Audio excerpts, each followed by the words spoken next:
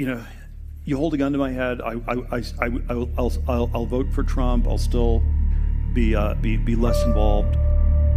In this video, we will talk about how Peter Thiel, a psychopath, God complex freak, has impacted our entire country, helping win the presidential election, and is even affecting the entire world. Every movie villain has a backstory. In real life, the villains more often than not have a road paved by gold, while slave labor builds their entire net worth brick by brick. Of course, they take credit for every single achievement. They spend their actual time to fight any pushback in the system to make sure no lowly peasants reaches their level of success. To be a sick individual, it's gotta start early, and for Peter Thiel, it does. He was born in Germany and then moved to Ohio, and everything bad comes out of Ohio, except my savior LeBron James, of course.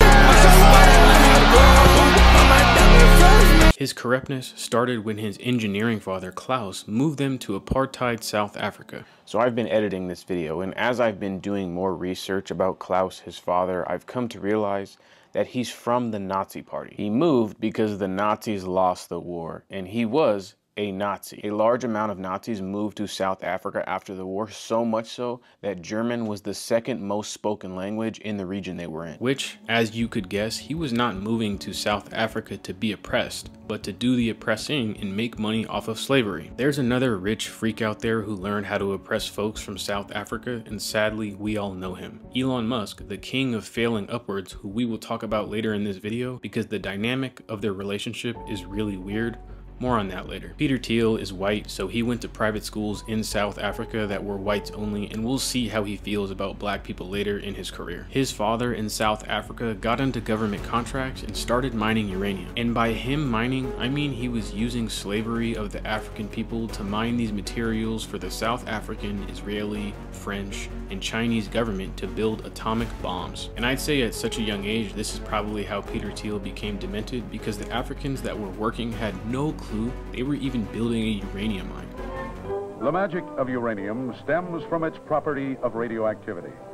It is this same property. So the risk of radiation, yeah, they were never even told about them. There's quotes from that time period that said the workers were dying like flies, and the people that were running the entire operation knew. It was so bad that the white folks that would pay these workers would do it behind glass so they didn't get any radiation poisoning. Of radon and its daughters is inhaled. Many radon daughters are retained in the lungs, where their decay and release of alpha particles can damage living tissue. The hazard is, therefore, speaking of poisoning his workers, there's a famous quote that is, "You can even see apartheid from space," because when looking at apartheid South Africa, the workers' homes were always near the radiation, while the rich white folks' homes would be built on the mountains so no radiation would get blown into their neighborhoods. And obviously they did this because they were just poor labor class and their lives meant nothing to them. So his father was your usual scum taking advantage of the apartheid system and slavery. Would you be surprised if I told you the apple does not fall far from the tree? Eventually, Peter and his family moved to California to run a gold mine. He spent the rest of his time growing up in California, and because Peter got private education, he was very smart and always did well in school. In college, he ended up at Stanford, but because he wasn't socializing much,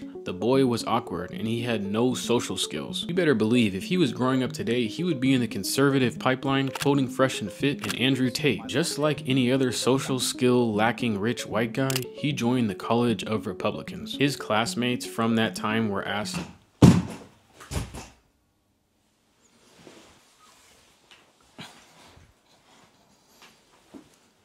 my light fell off the wall.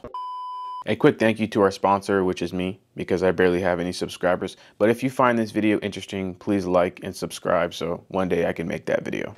His classmates later on in life were asked what they remember about him, and they remembered him saying the whole apartheid thing wasn't that bad and it was overblown. His first real step into the public eye was writing his book called The Diversity Myth, written by Peter Thiel and David Sachs, who was a venture capitalist who was also born in South African apartheid. David Sachs and Peter Thiel have been in many partnerships and ventures together even to this day. In his book, The Diversity Myth, he blames women for rape and discussed how higher education was increasing multiculturalization and this would harm the future of America. He just wanted to be around a bunch of white guys 24/7. Peter ended up getting his law degree and tried to walk that road, but gave it up because when you're rich, you can just give up law. And then tried to trade stocks and failed miserably and gave that up too. After that, he went to daddy and relatives and pulled together $1 million to start a hedge fund in the late 1990s, because we can all just find $1 million to start our own hedge fund. Now, if you ask me, this is a good old-fashioned American hard-working guy who did it all on his own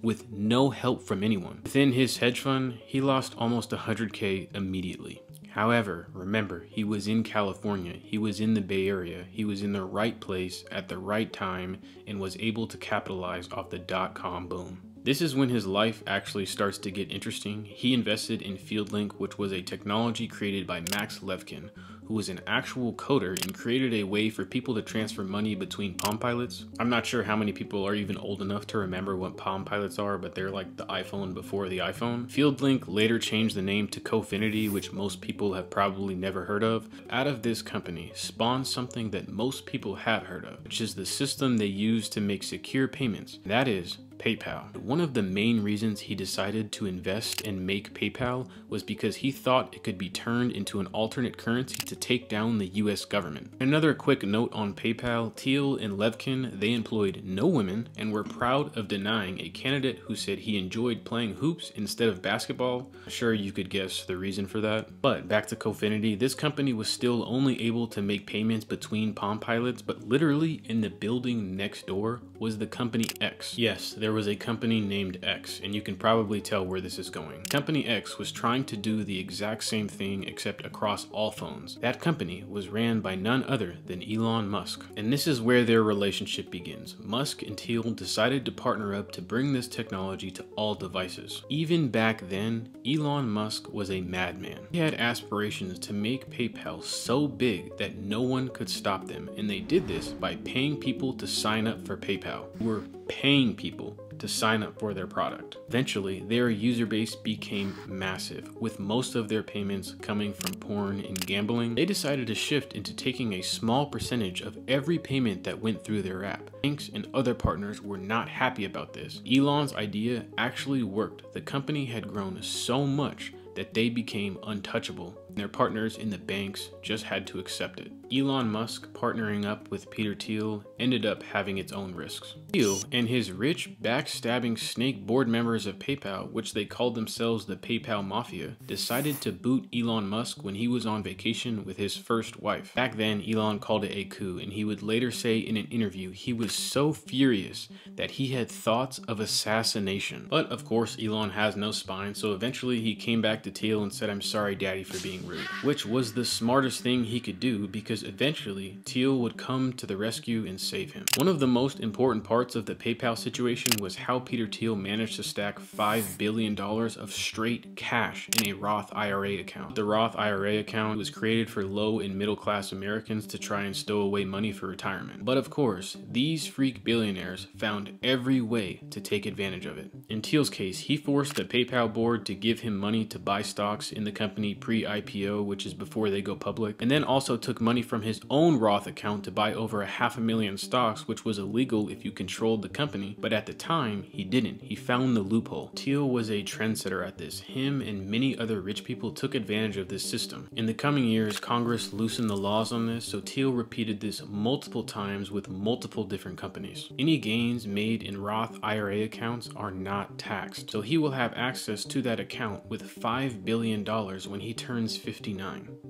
Peter Thiel is 57. Back to the main storyline. Eventually, PayPal was bought out by eBay for $1.2 billion. Elon made a lot of money selling PayPal, and he decided to start funding SpaceX. SpaceX was burning through cash, and eventually got to the point where Elon couldn't fund it anymore. He didn't have the money to do the fourth launch. His company should have been cooked, but here comes the same man he said he wanted to assassinate to the rescue. Thiel and friends gave Elon Musk $20 million and allowed him to successfully launch his fourth rocket. 2, 1, 0. We're at stage 1. Liftoff indication. After this successful launch, the government gave him a $1.6 billion contract. And Thiel's investment company now owns 10% of SpaceX. Thiel's connections don't stop there. He was also an early investor in YouTube, LinkedIn, and he was the first outside investor of Facebook in 2004. If you think about social media in terms of the algorithm, there's only one he doesn't have his hands in, and that's TikTok. But I want to say a very strong doesn't have his hands on it yet. I could go on and on about Thiel's history, but it's time to talk about how we see Thiel today. Because everything in what we are seeing today in conservative media is Peter Thiel, even Hulk Hogan. Peter Thiel secretly funded Hulk Hogan's lawsuit against a media platform called Gawker. They released a sex tape of Hulk Hogan a while back, and he ended up winning $160 million from that lawsuit and bankrupted that entire company. This is more ridiculous than anything else. We see Hulk Hogan on stage with Trump. There is no way that these things don't have correlation. Let's go over a list of companies that Peter Thiel has ownership in right now. He owns LinkedIn, SpaceX, Stripe, YouTube, Meta, Oculus, Lyft, Rumble, Airbnb, and the list goes on and on. Thiel is on the forefront of technology for the military and government contracts, one of the companies being Palantir Technologies. Palantir's first investor was the CIA. The CIA has a capital investment firm called In-Q-Tel, and Palantir as a whole racked up over $1.2 billion of investments from the US government alone. Now, I don't know if you remember, but Thiel started PayPal to overthrow the government. Now his biggest investors in his company is the US government. This is very much like Elon Musk, two complete idiots that benefit from the government while trying to take down the government. It quite literally makes my brain hurt. Palantir is very active with military equipment using AI to commit attacks based on what the AI believes to be threats currently being used on the Palestinians. This use of AI did not start last year. This has been going on since 2021 when Israel committed atrocities in Palestine.